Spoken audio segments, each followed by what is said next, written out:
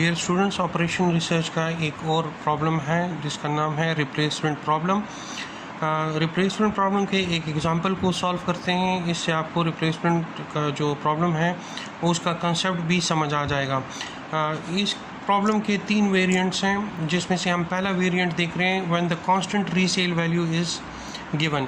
इसमें रीसेल की जो वैल्यू है वो चेंज नहीं होगी, वो थ्रू आउट द ईयर्स जो है वो वही सेम वैल्यू रहेगी, और मनी की जो वैल्यू है वो उसमें भी कोई फ़र्क नहीं आ रहा, वो भी कांस्टेंट है। तो क्वेश्चन गिवन है the cost of the machine is ₹10,500 and its scrap resale value is ₹500।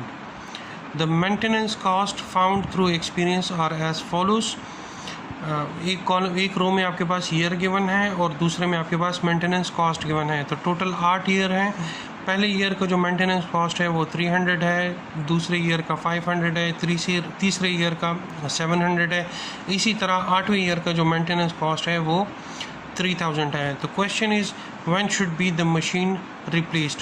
अब इस मशीन को हमने कब रिप्लेस करना है ताकि हमारा मेंटेनेंस का जो कॉस्ट है वो और ज़्यादा ना हो और हमारे लिए फ़ायदेमंद हो उस मशीन को रिप्लेस करना। तो वो कौन सा ईयर होगा जहां पर जाकर हम इस मशीन को रिप्लेस करेंगे। इसको सॉल्व करने के लिए आपको इस तरह का एक टेबल बनाना पड़ेगा जिसमें आपके पास टोटल 7 कॉलम्स हैं। जो फर्स्ट कॉलम है वो आपको ईयर ऑफ सर्विसेज बताता है। सेकंड वन जो है वो रीसेल वैल्यू है, जो कि क्वेश्चन में गिवन है कि 500 है, तो हमने इसको 500 फिक्स कर दिया। तीसरा कॉलम जो है दैट इज़ डिप्रिसिएशन कॉस्ट है, वो हम कैलकुलेट करेंगे by subtracting resale value from purchase value. तो आप देखें परचेज़ वैल्यू हमारे पास 10,500 है और रीसेल वैल्यू हमारे पास 500 है। तो 10,500 से 500 सब्ट्रैक्ट करेंगे तो वो इसकी डिप्रिसिएशन कॉस्ट होगी। उसके बाद हमने एनुअल मेंटेनेंस कॉस्ट, जो कि हमें क्वेश्चन में ऑलरेडी गिवन है, वो लिखना है। 5th कॉलम में हमें क्यूमुलेटिव मेंटेनेंस कॉस्ट कैलकुलेट करना है। 6th में जो है टोटल कॉस्ट कैलकुलेट करना है, जो कि कॉलम 3 और कॉलम 5 इन दोनों को ऐड करने से हमारे पास ये वैल्यू आएगी। जो लास्ट है that is average annual cost, वो कैलकुलेट करेंगे। फिर वो हम कैलकुलेट करेंगे column 6 total cost divided by year of services. जब हम ये कैलकुलेट करेंगे तो हमारे पास टोटल जो एवरेज एनुअल कॉस्ट है वो आ जाएगा। तो आप देखें जो पहला है ईयर ऑफ सर्विसेज, हमारे पास टोटल कितने ईयर्स हैं वो क्वेश्चन में हमें गिवन है, टोटल है 8 ईयर्स।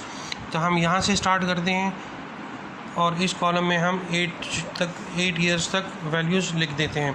दिस इज़ 1 2 3 4 5 6 7 और 8। रीसेल वैल्यू इज़ 500, वो 500 तो इन तमाम में आएगा, उसमें कोई चेंजेस नहीं होंगी।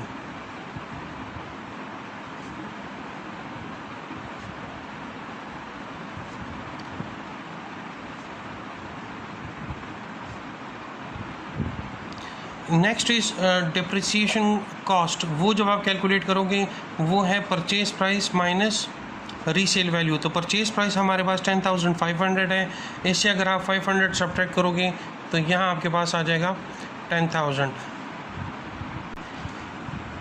तो आप देखें आपके पास डिप्रिसिएशन कॉस्ट तमाम में 10,000 ही आएगी।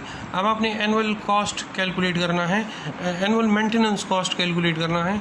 वो आपके पास यहाँ क्वेश्चन में गिवन है। मेंटेनेंस कॉस्ट पहले साल के लिए 300, दूसरे के लिए 500, तीसरे के लिए 700। तो यही वैल्यूज़ आपने इसी कॉलम के अंदर लिख देने हैं। अब आपने जो है क्यूमुलेटिव मेंटेनेंस कॉस्ट ये कैलकुलेट करना है। तो जो पहले साल के लिए एनुअल मेंटेनेंस कॉस्ट है वही आपका क्यूमुलेटिव मेंटेनेंस कॉस्ट होगा। तो ये आपके पास 300 ही आएगा, जो पहले साल का एनुअल मेंटेनेंस कॉस्ट है। अगले साल के लिए जब आप कैलकुलेट करोगे इस 300 को आप ऐड करोगे इस 500 के साथ, 300 प्लस 500 तो ये आपके पास आ जाएगा 800, 800 प्लस 700 ये आ जाएगा आपके पास 1500, 1500 प्लस 1000 ये आ जाएगा 2500,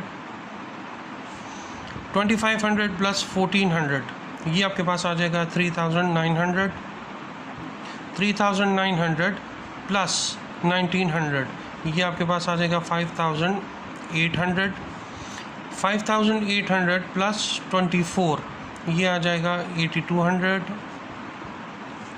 और 8200 प्लस 3000 ये आ जाएगा 1100, 2000।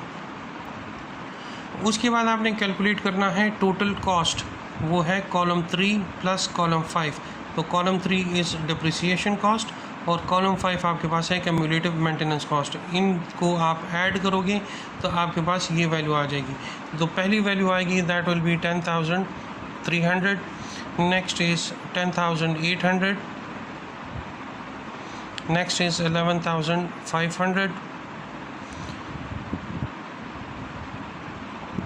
12,500, 13,900, 15,800, 18,200, और ये आपके पास आ जाएगा 21,200। उसके बाद आप एवरेज एनुअल कॉस्ट कैलकुलेट करोगे।